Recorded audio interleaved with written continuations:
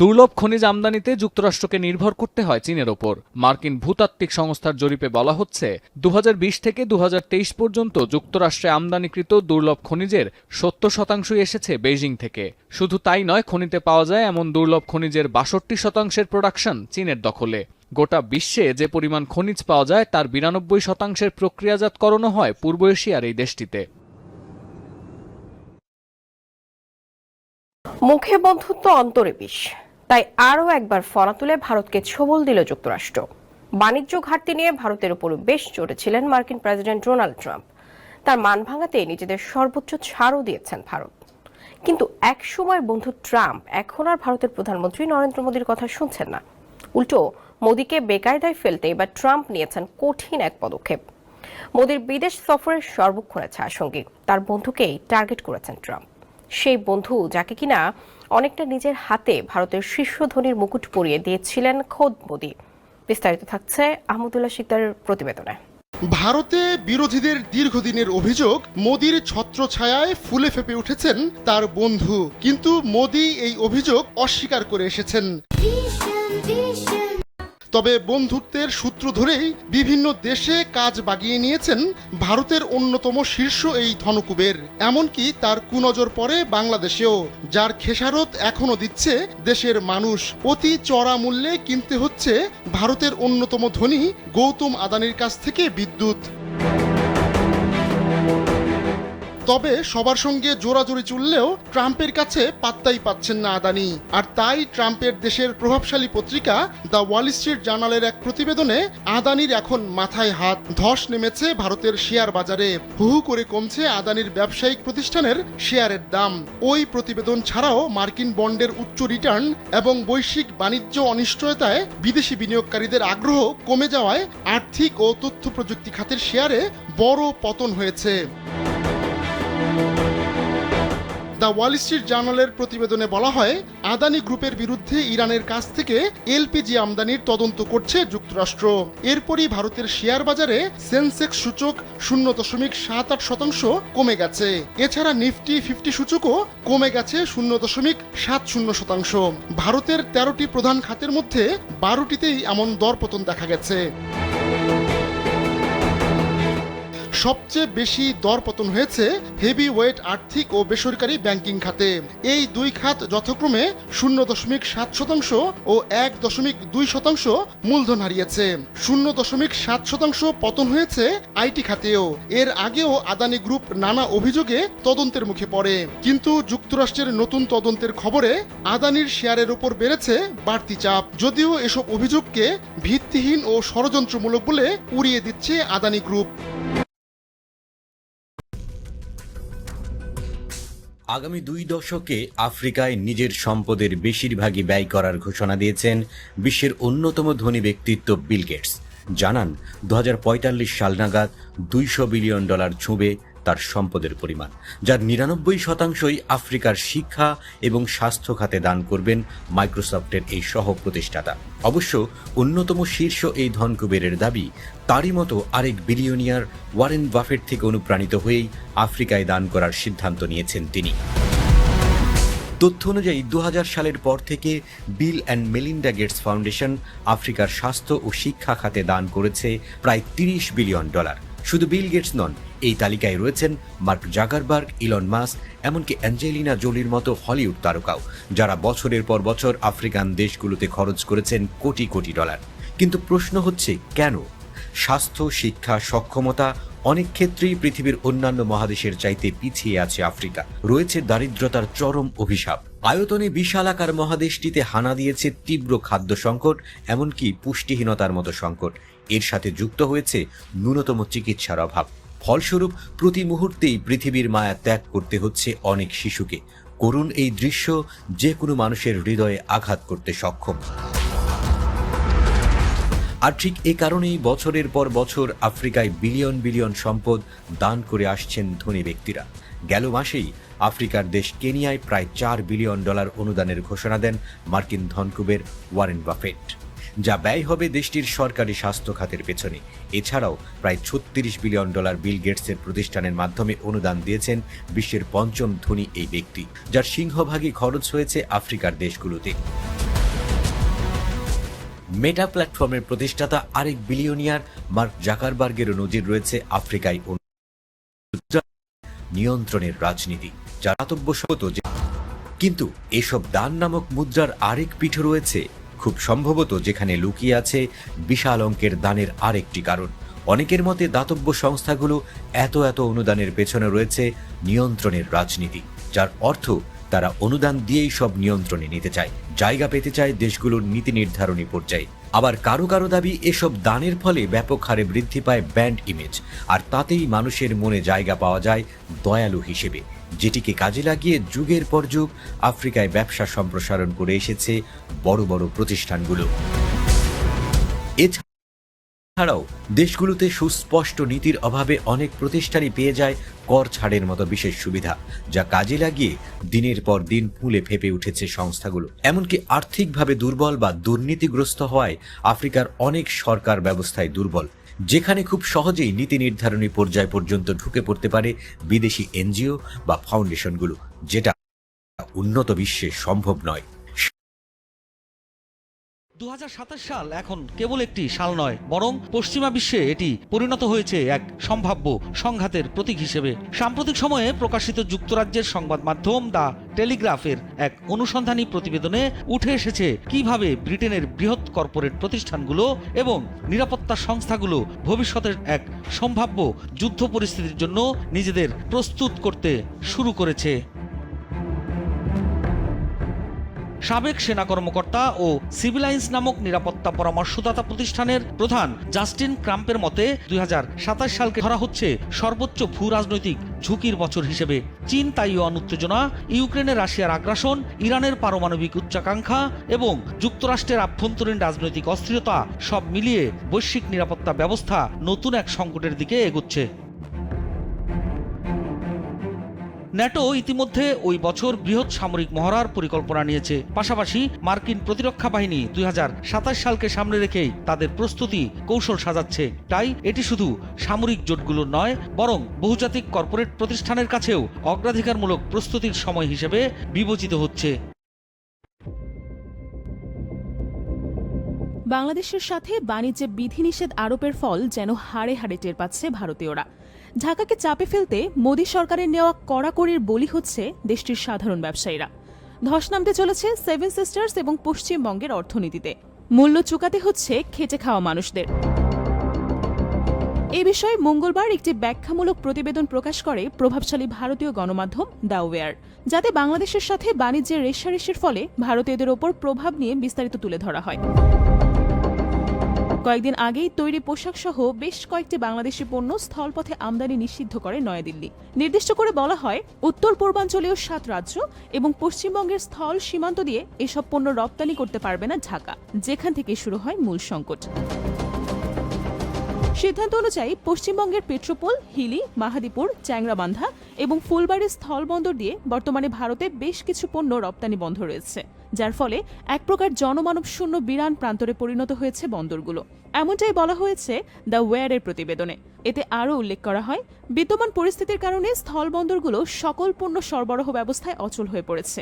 ফলস্বরূপ যারা দুদেশের আমদানি রপ্তানি বাণিজ্যের উপর জীবিকা নির্বাহ করত, এমন হাজার হাজার পরিবার এখন বিপর্যস্ত।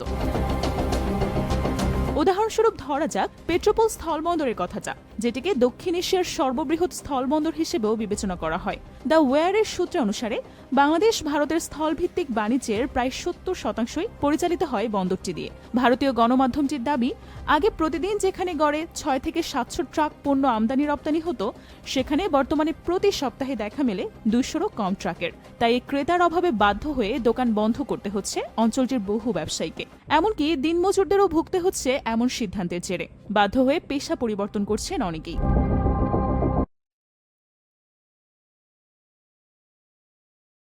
দ্বিপাক্ষিক সফরে যুক্তরাজ্য যাচ্ছেন প্রধান উপদেষ্টা ডক্টর মোহাম্মদ ইউনূস। ব্রিটিশ প্রধানমন্ত্রীর সাথে বৈঠকে সেখানে থাকা অভিযুক্ত ব্যক্তিরা নয়, পাচার হওয়া টাকা ফেরানোকে অগ্রাধিকার দেওয়া হচ্ছে। ধারণা করা হচ্ছে অন্তর্বর্তীকালীন সরকার প্রধানের সাথে লন্ডনে সাক্ষাৎ হচ্ছে বিএনপির ভারপ্রাপ্ত চেয়ারম্যান তারেক রহমানের, কিন্তু এই ব্যাপারে কোনো ধারণা নেই পররাষ্ট্র মন্ত্রণালয়ের। শ্রীলঙ্কা আবারও ডক্টর মোহাম্মদ ইউনুসের সাথে সাক্ষাৎ করেছেন British high commissioner Sarah Cooke. এ সময় মর্যাদাপূর্ণ কিং চার্লস অ্যাওয়ার্ড জয়ের জন্য নোবেলজয়ী ডক্টর ইউনুসকে অভিনন্দন জানান তিনি। গত বছর জাতিসংঘের সাবেক মহাসচিব বান কি মুন সম্মানজনক এই অ্যাওয়ার্ড পেয়েছিলেন। 12 জুন লন্ডনে ব্রিটিশ রাজা তৃতীয় চার্লস এই সম্মাননা তুলে দেবেন ডক্টর ইউনুসের হাতে। মাননীয় প্রধান উপদেষ্টা রাজা তৃতীয় চার্লসের কাছ থেকে এই পুরস্কার গ্রহণ করবেন। 9 জুন প্রথম দ্বিপাক্ষিক সফরে লন্ডন যাচ্ছেন প্রধান উপদেষ্টা। এ সময় ব্রিটিশ প্রধানমন্ত্রী স্যার কিয়ার স্টারমারের সাথে বৈঠক করবেন তিনি। উন্নয়নশীল দেশগুলোতে গণতান্ত্রিক মূল্যবোধ, সুশাসন এই বিষয়গুলোতে গুরুত্ব দেয়। সফরে কোনো চুক্তি বা সমঝোতা স্মারক সই না হলেও বহুমাত্রিক সম্পর্কের বিভিন্ন ইস্যুতে দুই শীর্ষ নেতা কথা বলবেন বলে জানায় পররাষ্ট্র মন্ত্রণালয়। দেশটিতে থাকা অভিযুক্ত আওয়ামী লীগ নেতাদের ফেরানোর ব্যাপারে আলোচনা হবে কিনা জানতে চান সাংবাদিকরা। প্রধান বিষয়টি হচ্ছে পাচার হয়ে যাওয়া অর্থ উদ্ধার বা পুনরুদ্ধার। আমরা ব্যক্তির বিষয়ে যত না বেশি পদক্ষেপ নিয়েছি বা নিচ্ছি, তার চেয়ে বেশি আমাদের পাচার হয়ে যাওয়া অর্থ উদ্ধার করাটাই বেশি জরুরি আমরা মনে করছি। প্রায় 1.5 যুগ ধরে লন্ডনে থাকছেন বিএনপির ভারপ্রাপ্ত চেয়ারম্যান তারেক রহমান। 5 আগস্টের পট পরিবর্তনের পর সব মামলা থেকে খালাস পেয়েছেন তিনি। এই অবস্থায় দেশে ফেরার জন্য ট্রাভেল পাস বা পাসপোর্টের জন্য তারেক রহমান কোনো আবেদন করেছেন কিনা বা তাকে ফেরাতে ডক্টর ইউনুসের সফরে আলোচনা হবে কিনা এসব নিয়ে আগ্রহ আছে মানুষের। আমাদের কাছে এরকম কোনো তথ্য বা কোনো কিছু এই মুহূর্তে নাই, সুতরাং এই প্রশ্নের উত্তর এর চেয়ে বেশি আমি দিতে পারছি না আপনাকে। এটাও আসলে আমার কাছে এই তথ্যটা নাই যে উনি এই মুহূর্তে কি স্ট্যাটাসে যুক্তরাজ্যে আছেন। এটা সম্ভবত যুক্তরাজ্যর পক্ষে কেউ বলতে পারবেন যে উনি কি স্ট্যাটাসে যুক্তরাজ্যে আছেন। ব্রিটিশ এমপি টিউলিপ সিদ্দিকের বাংলাদেশের আয়কর নথি জব্দ করেছে দুদক। জব্দ করা হয়েছে তার গুলশানের ফ্ল্যাটের নথিও। দুদক মহাপরিচালক জানিয়েছেন, তদন্তের স্বার্থেই এসব নথি জব্দ করা হয়েছে। এদিকে মোবাইলে আর্থিক সেবা দানকারী প্রতিষ্ঠান নগদের 645 কোটি টাকা আত্মসাতের দায়ে সাবেক এমডি তানভীর আহমেদ মিশুক সহ 9 জনের বিরুদ্ধে মামলা করেছে দুদক। জেমসন মাহবুবের প্রতিবেদন। পতিত প্রধানমন্ত্রী শেখ হাসিনার বোন রেহানার কন্যা British MP tulip Siddique British নাগরিক। টিউলিপের ছিল বাংলাদেশি জাতীয় পরিচয়পত্র সহ নাগরিকত্বের কাগজপত্র। সেখানে ফ্ল্যাট জালিয়াতির ঘটনার তদন্তে বেরিয়ে আসে সেই তথ্য। ইস্টার্ন হাউজিং থেকে অবৈধ ফ্ল্যাট গ্রহণের ক্ষেত্রে বাংলাদেশের জাতীয় পরিচয়পত্রের বিপরীতে থাকা আয়কর নথি ব্যবহার করেন টিউলিপ। ইস্টার্ন হাউজিংকে দিয়ে গুলশানের ওই ফ্ল্যাট বাগিয়ে নেন তিনি। এই ঘটনার পর দুদক অনুসন্ধান শেষে তার বিরুদ্ধে মামলা করে। তদন্তের সময় টিউলিপের আয়কর নথি জব্দ করে তদন্ত কর্মকর্তা। টিউলিপের নথিতে 2006-07 থেকে 2014-15 সাল পর্যন্ত আয়কর রিটার্নে অ্যাডভান্স টাওয়ার্স ডেভেলপার্সের 5 লাখ টাকা প্রদর্শিত আছে। 2015-16 কর বর্ষে গুলশানের ফ্ল্যাটটি নিজের ছোট বোনের নামে হেবা বা দান দলিলের মাধ্যমে হস্তান্তরের কথা বলা আছে। তবে 2018-19 কর বর্ষের পর থেকে আর আয়কর রিটার্ন দাখিল করেননি টিউলিপ। আয়কর নথির পাশাপাশি রাজুকে থাকা তার গুলশানের সেই ফ্ল্যাটের নথিও জব্দ করে দুদক। যে কোনো অভিযোগের প্রেক্ষিতে সেটা সম্পদ সংক্রান্ত হতে পারে অথবা অন্য কোনো অনুসন্ধানের ক্ষেত্রেও যদি আয়কর নথির তথ্যাদি বিবেচনা করার প্রয়োজন অনুসন্ধানকারী দল মনে করেন, তাহলে তারা যে কোনো ব্যক্তির আয়কর নথি পর্যালোচনার জন্য জব্দ করতে পারে। মোবাইলে আর্থিক সেবাদানকারী প্রতিষ্ঠান নগদের বিরুদ্ধে ডাক অধিদপ্তরের চুক্তি না মেনে ই মানি ইস্যু করে 645 কোটি টাকা আত্মসাতের অভিযোগে প্রতিষ্ঠানটির সাবেক এমডি তানভীর আহমেদ সহ 9 জনের বিরুদ্ধে মামলা করে দুদক। পরস্পর যোগ সাজসে ক্ষমতার অপব্যবহার এবং জাল জালিয়াতের মাধ্যমে নগদের 645 কোটি 47 লক্ষ 10,758 টাকারও বেশি 41টি অনুমোদিত ডিস্ট্রিবিউটরের মাধ্যমে রিফান্ডপূর্বক আত্মসাতের অপরাধ প্রমাণিত হয়। সম্পদ বিবরণী দাখিল না করা ও 85 লাখ টাকা অবৈধ সম্পদের হদিস না মেলায় মামলা হয়েছে সাবেক শিক্ষামন্ত্রী মহিবুল হাসান চৌধুরী নফেলের স্ত্রীর বিরুদ্ধেও। জেমসন মাহবুব।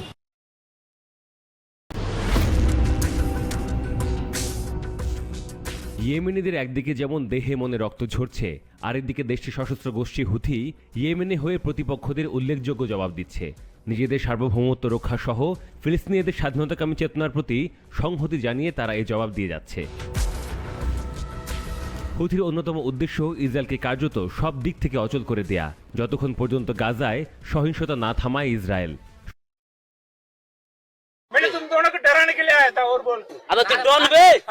অবৈধভাবে বাংলাদেশে প্রবেশের দায়ে চাঁপাইনবাবগঞ্জ সীমান্তে ভারতীয় সীমান্তরক্ষী বাহিনী বিএসএফ এর এক সদস্যকে আটক করেছে এলাকাবাসী। বুধবার সকাল 7টার দিকে এই ঘটনা ঘটে। শ্রী গণেশ নামের ওই বিএসএফ জওয়ানকে আটকের পর গাছের সাথে বেঁধে রাখেন স্থানীয়রা। তিনি ভারতীয় নূরপুর বিএসএফ ক্যাম্পের সদস্য বলে জানা গেছে। বুধবার সকালে সদর উপজেলার নারায়ণপুর ইউনিয়নের জহুরপুর সীমান্তে এ ঘটনা ঘটে। বিষয়টি নিশ্চিত করেছেন নারায়ণপুর ইউনিয়ন পরিষদের প্যানেল চেয়ারম্যান বেনজির আহমেদ। বেনজির আহমেদ বলেন, জোহরপুর বিজিবি ক্যাম্পের সীমান্ত পিলার 19 এর 5S এর সামনে বাংলাদেশি এক গরুর রাখালকে ধাওয়া করে বাংলাদেশে ঢুকে পড়লে এলাকাবাসী তাকে আটক করে বিজিবির কাছে সোপর্দ করে। বর্তমানে বিজিবির হেফাজতে রয়েছেন আটক শ্রী গণেশ। এরপর থেকে সীমান্তে উত্তেজনা বিরাজ করছে। গ্রামটি ভারতের সীমান্তের কাছাকাছি হওয়ায় এলাকাবাসীর গরু ছাগল চড়তে চড়তে ভারতীয় সীমান্ত এলাকার দিকে চলে যায়। প্রায় বিএসএফ ওইসব গরু ছাগলকে তাড়া করে, কিন্তু আজ সকালে ছাগলকে তাড়া দিয়ে বাংলাদেশ সীমান্তে প্রবেশ করে বিএসএফ সদস্য। ওই সময় এলাকাবাসী তাকে আটক করে গাছের সাথে বেঁধে রাখে। আড়াই মাসের মধ্যে ইসরায়েলে আছড়ে পড়েছে 50টির কাছাকাছি ব্যালিস্টিক মিসাইল। ইয়েমেনের ভয়ঙ্কর এই মিসাইল হামলার তথ্য দিচ্ছে স্বয়ং ইসরায়েলি গণমাধ্যমগুলো। রবিবার সবশেষ বেন গুরিয়ন বিমানবন্দরকে লক্ষ্য করে শক্তিশালী একাধিক মিসাইলের হামলা হয়। এসব হামলা ইসরায়েলের এই বিমানবন্দরটিকে প্রায় পরিত্যক্ত করে তুলেছে। আর এর মধ্য দিয়ে সাগর পথের পর আকাশপথেও নেতানিয়াহুর দেশটিকে প্রায় অবরুদ্ধ করে ফেলেছে ইসলামী প্রতিরোধ যোদ্ধারা। দর্শক, নির্বাচন কমিশনে কথা বলছেন নির্বাচন কমিশন সচিব। আমরা সরাসরি চলে যাচ্ছি সেখানে।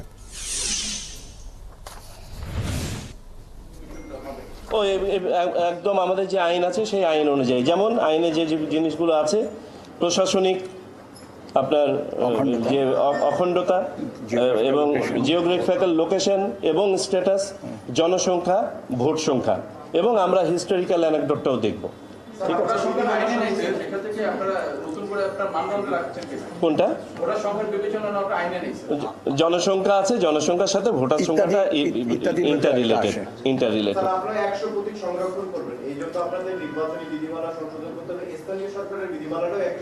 জি, এগুলো স্থানীয় আমাদের একাধিক বিধিমালা সংশোধন করতে হবে। এখানে আবার এটা ব্যাপার আছে যে স্থানীয় সরকার নির্বাচনে যে ইয়েগুলো ব্যবহৃত হবে, আমরা এখন যেটা জানি যে ভবিষ্যতে হয়তোবা স্থানীয় সরকার যে প্রতিষ্ঠানগুলোর নির্বাচন দলীয় ব্যানারে হবে না।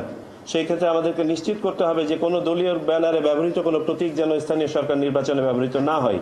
আমাদের স্থানীয় সরকারের জন্য বর্তমানে 140টি প্রতীক আছে, ছিল। এটাকে এখন আমাদেরকে রিভাইজ করতে হবে এই সবের আলোকে। ঠিক আছে, আর যে তিনটা ইস্যু কনসিডারেশন না কথা বলছেন, জিওগ্রাফিক্যাল লোকেশন আর এই যে এর মধ্যে কোনটাকে প্রায়োরিটাইজ করতে? সবগুলোই গুরুত্বপূর্ণ। তবে এখানে আমাদের একটা জিনিস দেখতে হবে যে বাংলাদেশের বাস্তবতায় আমাদের হয়তোবা জনসংখ্যার ব্যাপারটা একদম মানে ঐকিক হারে করা যাবে না, কারণ এটার সাথে বাউন্ডারির ব্যাপার আছে। আপনার ধরেন 229টা আসনের ব্যাপারে কোনো আবেদনই পড়ে নাই, সো ওখানে যদি জনসংখ্যার ভেরিয়েশনে থাকে জোর করে তো এটাকে আমার ডিস্টার্ব করার দরকার নেই। ঠিক আছে, অনেক ধন্যবাদ সবাইকে।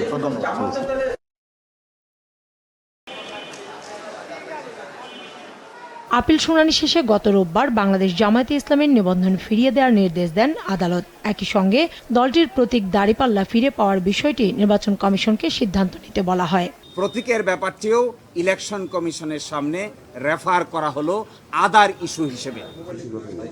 আদালতের রায়ের পরদিনই কমিশনে সাক্ষাৎ করতে আসে জামায়াতের প্রতিনিধি দল। ইসিকে চিঠি দেয় দাঁড়িপাল্লা প্রতীক সহ দলের নিবন্ধন ফিরিয়ে দিতে।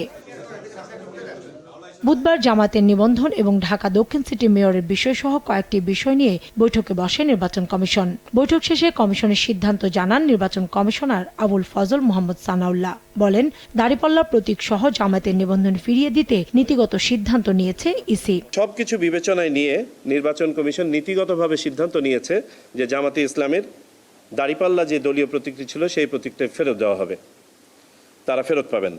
অর্থাৎ তারা তাদের দলীয় নিবন্ধন এবং দলীয় প্রতীক দুটিই ফেরত পাবেন। তবে দলীয় প্রতীকটি এখন যেহেতু আমাদের এসআরও করতে হবে, এটা একটা দাপ্তরিক প্রক্রিয়া আছে, একটু সময় লাগবে।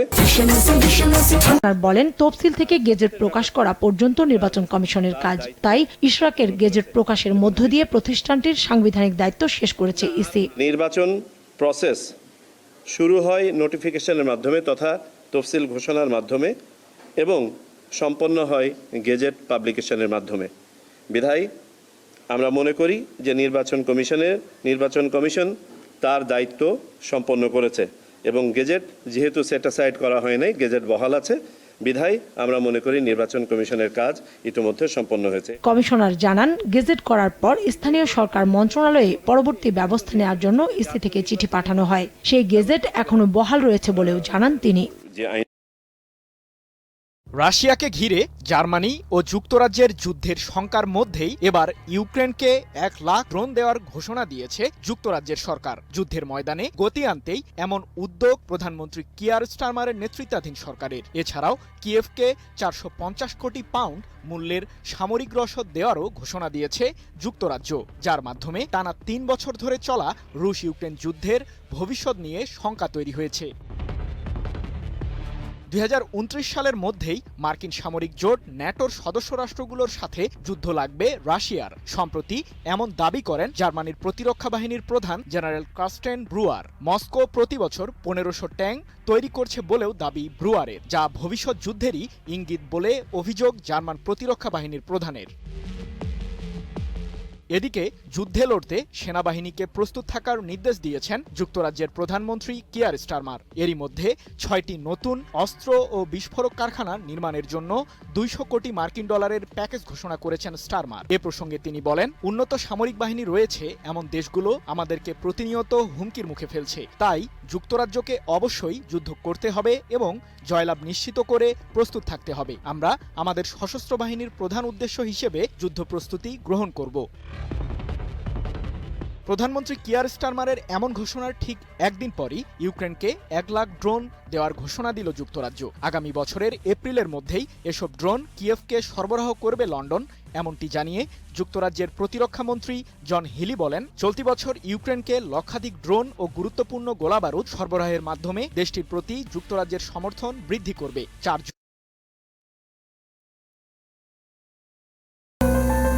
ইউরেনিয়াম সমৃদ্ধকরণ থেকে এক চুলও সরে দাঁড়াবে না ইরান। পরমাণু কর্মসূচি নিয়ে তীব্র উত্তেজনার মাঝেই দেশটির সর্বোচ্চ ধর্মীয় নেতা আয়াতুল্লাহ আলী খামেনি জানিয়ে দিয়েছেন, ইউরেনিয়াম সমৃদ্ধকরণ বন্ধ করবে না তেহরান।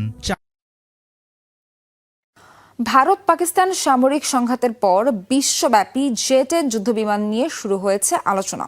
দাবি ওঠে, তৃতীয় প্রজন্মের এই যুদ্ধবিমান ব্যবস্থার করেই পাকিস্তান ধ্বংস করেছে ফরাসি ফাইটার জেট রাফাল। ফলে প্রশ্ন ওঠে, ঠিক কী কারণে এতটা কার্যকর এই যুদ্ধবিমান? সম্প্রতি বিশেষত্ব আর সক্ষমতার বেশ কিছু গোপন তথ্য জানিয়েছেন বিমানটির এক ডিজাইনার। শ্রীলঙ্কা আবার জে-10, যা ভিগোরাস ড্রাগন নামেও পরিচিত, সম্প্রতি চীনের তৈরি এই যুদ্ধবিমানের সাহায্যেই পাকিস্তান ভারতের রাফায়েল ফাইটার জেট ধ্বংস করেছে বলে দাবি ওঠে। এরপরই নতুন করে আলোচনা শুরু হয় এই যুদ্ধবিমান নিয়ে। আজ থেকে 40 বছর আগে জে-10 সিরিজের যুদ্ধবিমান নির্মাণের প্রকল্প হাতে নেয় চীনের Chengdu aircraft industrial company. Single engine, single seat ও মাল্টিরোল ফাইটার জেটটি প্রথম আকাশে ওড়ে 1998 সালে, যার খুঁটিনাটি বিশেষত্ব তুলে ধরেছেন বিমানটির অন্যতম প্রধান ডিজাইনার জি পিন। 40 বছর পরেও এটিকে দারুণ সুন্দর আর আধুনিক দেখায়। এই যুদ্ধ বিমানটির রয়েছে ক্যানার্ড কনফিগারেশন। এই ক্যানার্ড উইং মূল 2 ডানার সামনের প্রান্তের সাথে সংযুক্ত। এটি ভর্টেক্স বা ঘূর্ণাবর্ত তৈরি করে। ক্যানার্ড উইং ঘূর্ণাবর্ত তৈরি করায় বিমান সহজেই উপরের দিকে বাঁক নিতে পারে, ফলে পাইলট কম সময়ে দিক পরিবর্তন করে শত্রুর হামলা থেকে রক্ষা পায়। একই সাথে বিশেষ এই ডানা যুদ্ধবিমানকে আরও বেশি দ্রুতগামী আর তীব্র বাতাসের চাপ সহ্য করে স্থিতিশীল থাকতে সাহায্য করে। স্টেলথ সক্ষমতা বা শত্রুপক্ষের রাডার ফাঁকি দিতেও পারদর্শী জে-10। এই বিমানের ককপিট এক ধরনের পাতলা আবরণ দিয়ে ঢাকা থাকে। এই আবরণের ফলে শত্রুপক্ষের রাডারে ধরা পড়ে না বিমানের প্রতিচ্ছবি, ফলে বিমান শনাক্ত হওয়ার সম্ভাবনা কমে যায়। পুরনো হলেও বিভিন্ন সময়ে বিমানটিতে উন্নত প্রযুক্তির রাডার ও ওয়েপন সিস্টেম সংযুক্ত করেছে নির্মাতারা, ফলে আধুনিক যুদ্ধক্ষেত্রেও এর সক্ষমতা বেড়েছে বহুগুণ। আগে আমরা JA-7 ও JA-8 ফাইটার তৈরি করতাম, সেগুলো দূরের টার্গেট শনাক্ত করতে পারত না। তবে উন্নত রাডার প্রযুক্তির মাধ্যমে আধুনিক জে-10 প্রায় 200 কিলোমিটার দূরের টার্গেটকেও হামলা চালাতে সক্ষম। এছাড়াও এই বিমানে 11টি এক্সটার্নাল হার্ড পয়েন্ট রয়েছে, ফলে আরও বেশি দূরপাল্লার মিসাইল বহন করা যায়। জে-10 যুদ্ধবিমানের বেশ কয়েকটি ভ্যারিয়েন্ট তৈরি করেছে চীন। 2022 সালে সর্বপ্রথম পাকিস্তান এটির জে-10CE ভার্সনটি নিজেদের বিমান বাহিনীর জন্য কিনে নেয়।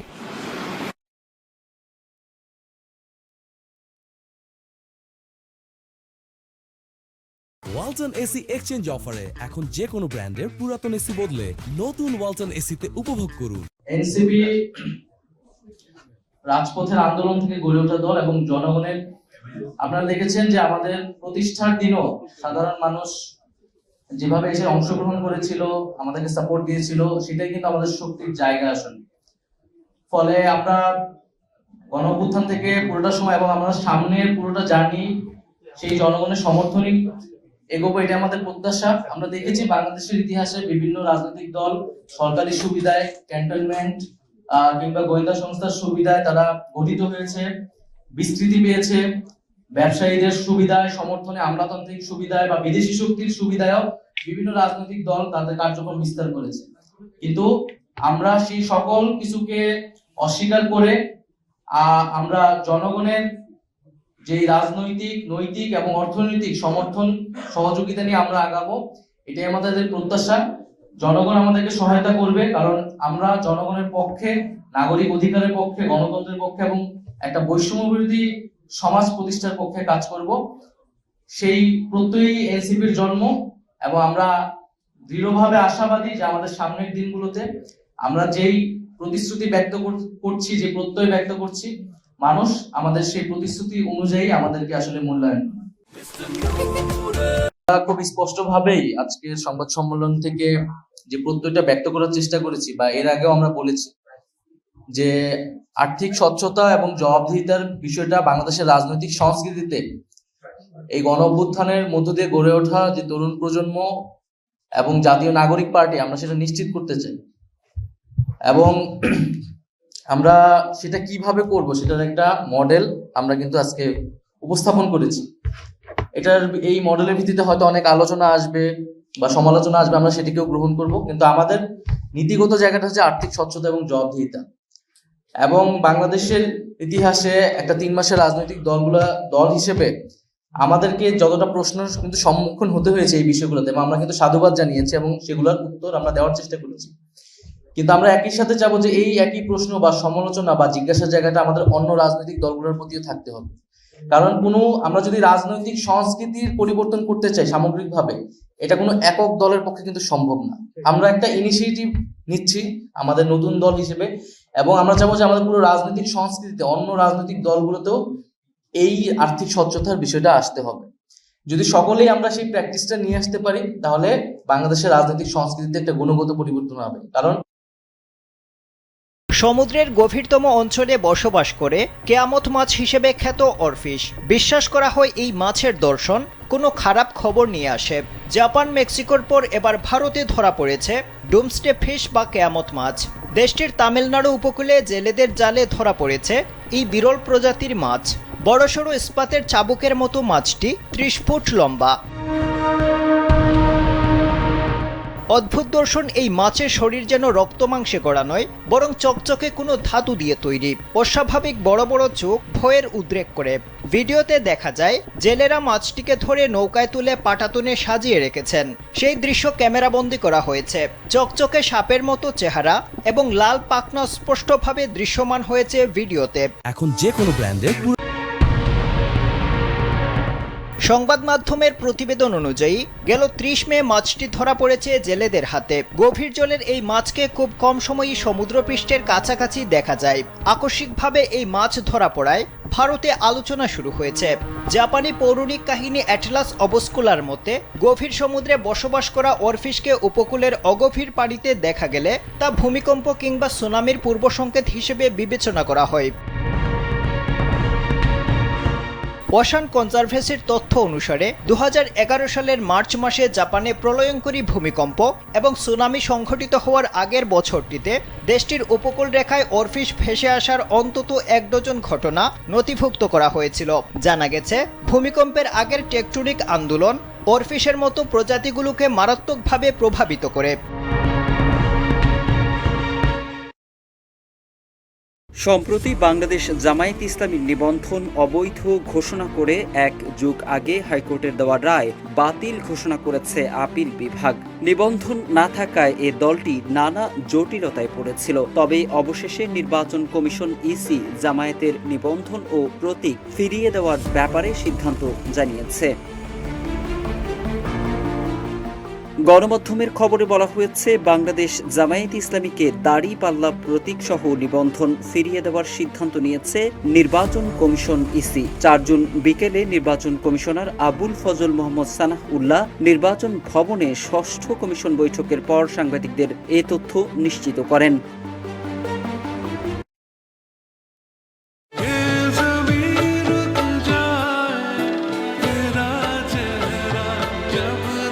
কিছুদিন আগে অপারেশন সিঁদুরের প্রশংসা করে খবরের শিরোনামে উঠে এসেছিলেন তিনি।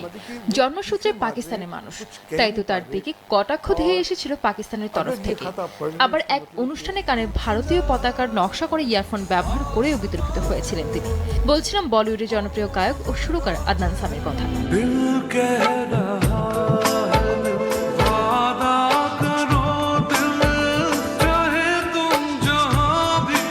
আদনান জন্মসূত্রে পাকিস্তানের নাগরিক হলেও 2016 সালে ভারতের নাগরিকত্ব পেয়ে সেখানেই বসবাস শুরু করেন। বিভিন্ন ক্ষেত্রে ভারতের হয়ে সরব হতে দেখা গেছে তাকে। কিন্তু কেন পাকিস্তানকে ত্যাগ করেছিলেন আদনান?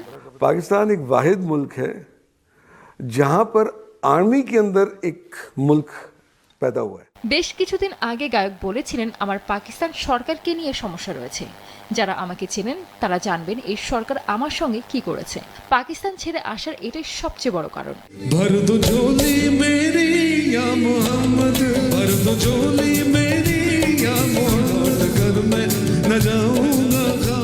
কিন্তু পাক সরকার ঠিক কি করেছিল আদনানের সঙ্গে তাই স্পষ্ট না জানালেও গায়ক লিখেছিলেন, একদিন আমি সব ফাঁস করে দেব, জানিয়ে দেব ওরা আমার সঙ্গে কি কি করেছে।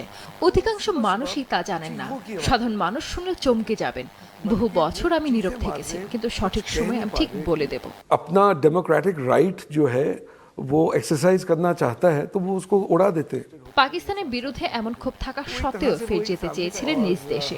সম্প্রতি আবকি আদালত ছুঁয়ে এসে আদনান সামি জানান, 2024 সালের অক্টোবরে যখন তার মা মারা যান তখন তিনি পাকিস্তানে গিয়ে মায়ের জানাজায় যোগ দেওয়ার চেষ্টা করেছিলেন। बेनजीर भुट्टो को आप देखिए, उनको उन्होंने खत्म कर दिया।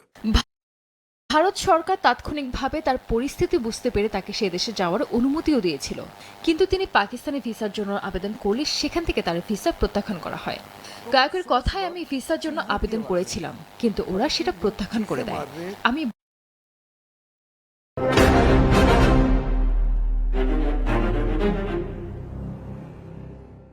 রাজনৈতিক উত্তাপে সরগরম ভারত।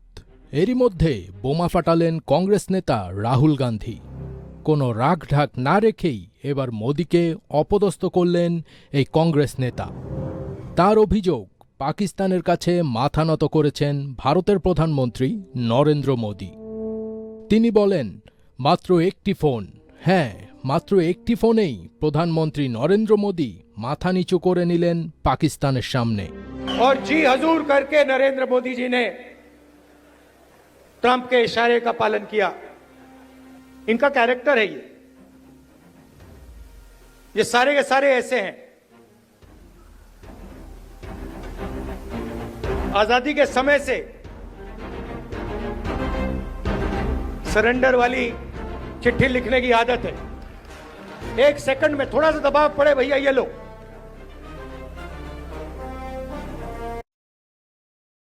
हाँ, গতকাল মঙ্গলবার ভোপালে কংগ্রেসের এক জনসভায় বক্তব্য দিতে উঠে রাহুল যেন হুঙ্কার দিয়ে বলেন, ট্রাম্পের ফোন এলো আর মোদি সঙ্গে সঙ্গে আত্মসমর্পণ করলেন। বিজেপি আরএসএস এর চরিত্রই এরকম চাপ দেখলেই হাঁটু গেড়ে বসে পড়া। রাহুল গান্ধী এই মন্তব্য করলেন এমন এক সময় যখন ভারত পাকিস্তানের মধ্যে সম্প্রতি ভয়াবহ উত্তেজনা ছড়ায় এবং দুদেশ প্রায় যুদ্ধের কাছাকাছি চলে আসে। গত ৭ মে ভারত পাকিস্তানে মিসাইল হামলা চালায়। এর জবাবে পাকিস্তানও পাল্টা আক্রমণে নামে। একে একে ভারতের ৫টি যুদ্ধবিমান গুঁড়িয়ে দেয় ইসলামাবাদ। উত্তেজনার পারদ চড়তেই থাকে, কিন্তু হঠাৎ করেই ১১ই মে দুই দেশ যুদ্ধবিরতিতে রাজি হয়ে যায়। এই নাটকীয় মোড় নিয়েই রাহুলের দাবি, ট্রাম্পের ফোনে মোদি মাথা নিচু করলেন। তবে এইটুকু বলেই ক্ষান্ত হননি এই কংগ্রেস নেতা, টেনে এনেছেন ইতিহাস। তিনি বলেন, ১৯৭১ সালে বাংলাদেশ যুদ্ধের সময় যুক্তরাষ্ট্র ৭ম নৌবহর পাঠিয়েছিল, রণতরী, অস্ত্র সব নিয়ে। তবু ইন্দিরা গান্ধী ভয় পাননি, তিনি মাথা নোয়াননি, বলেছিলেন আমি যা চাই তাই করব। এটা ছিল কংগ্রেসের সাহস। রাহুল গান্ধী আরও বলেন, বিজেপি আরএসএসের অভ্যাসই আত্মসমর্পণ করা। তারা স্বাধীনতার সময় থেকেই আত্মসমর্পণ চিঠি লিখে আসছে। আর কংগ্রেস কখনো মাথা নিচু করে না। মহাত্মা গান্ধী, নেহরু, বল্লভভাই প্যাটেল তারা লড়াই করেছেন সুপার পাওয়ারদের বিরুদ্ধেও। पाकिस्तान की सियासत में ऑपरेशन सिंदूर के बाद भूचाल आ चुका है। पाकिस्तान अपनी हार को छिपाने के लिए रोज नए ड्रामे कर रहा है, लेकिन पाकिस्तानी पीएम शहबाज शरीफ और पाक आर्मी चीफ आसिम मुनीर की मुश्किलें कम नहीं हो रही हैं। अब पाकिस्तान के पूर्व प्रधानमंत्री इमरान खान ने सेना प्रमुख जनरल आसिम मुनीर को लेकर एक बड़ा बयान दिया है। इमरान खान के इस बयान के बाद जनरल मुनीर की नीयत और फितरत पर सवाल उठ रहे हैं। जेल में बंद इमरान खान का कहना है कि जनरल मुनीर ने उनकी पत्नी बुशरा बीबी के खिलाफ जानबूझकर सख्त रवैया अपनाया, क्योंकि एक बार उनकी पत्नी ने जनरल मुनीर से मिलने से इनकार कर दिया था। इमरान खान ने बताया कि जब वे देश के प्रधानमंत्री थे उस समय उन्होंने जनरल आसिम मुनीर को आईएसआई प्रमुख के पद से हटा दिया था। इसके बाद जनरल मुनीर ने उनके और उनकी पत्नी के बीच संपर्क साधने की कोशिश की। इमरान खान ने कहा कि जनरल मुनीर मेरी पत्नी बुशरा बीबी से किसी बात को लेकर बातचीत करना चाहते थे, लेकिन मेरी पत्नी ने साफ मना कर दिया। उन्होंने कहा कि उनका ऐसे मामलों से कोई लेना देना नहीं है। ये वजह है कि बुशरा बीबी को 14 महीने से जेल में रखा गया है और उनके साथ बेहद अमानवीय व्यवहार किया गया।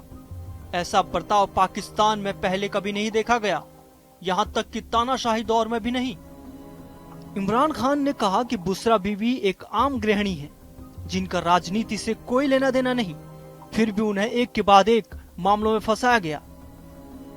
उन पर सहयोग करने और उकसाने जैसे आरोप लगाए गए, जिनके कोई ठोस सबूत कभी दिए नहीं गए। इमरान ने बताया कि उन्हें पिछले 4 हफ्तों से अपनी पत्नी से मिलने की इजाजत नहीं दी गई, जो कि उनके मुताबिक बहुत दुखद है। गौरतलब है कि इमरान खान इस वक्त पाकिस्तान की जेल में बंद हैं। उन पर कई कानूनी केस चल रहे हैं। वे पाकिस्तान तहरीक-ए-इंसाफ यानी कि पीटीआई पार्टी के प्रमुख भी हैं। उनका आरोप है कि उनके समर्थकों को बिना किसी ठोस सबूत और उचित कार्रवाई के सजा दी जा रही है। इमरान खान का ये बयान एक बार फिर पाकिस्तान की राजनीति और सेना के रिश्तों को लेकर चर्चा में आ गया है।